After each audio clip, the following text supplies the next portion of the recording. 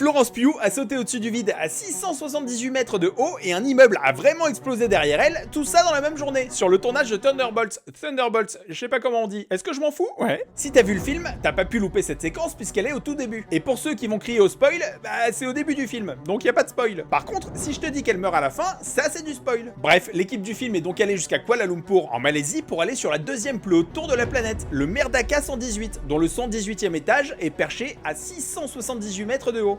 678. Et Florence Pugh a donc sauté dans le vide. Bon, clairement, l'histoire ne dit pas si c'est elle qu'on voit sur les plans plus larges où le parachute se déploie. Donc c'est pas elle à ce moment-là. Il l'aurait dit sinon, et je peux te dire qu'ils auraient surfé dessus. Mais le plan du saut est quand même assez charmé et suffit à ce qu'on y croit. Donc ça, c'était le matin, et l'après-midi, ils sont allés faire péter un bâtiment quelques rues plus loin. Oh bah c'était une bonne journée, hein. Si tu te souviens bien, Florence est dans la rue et un immeuble explose derrière elle. Bah c'était pas des effets numériques.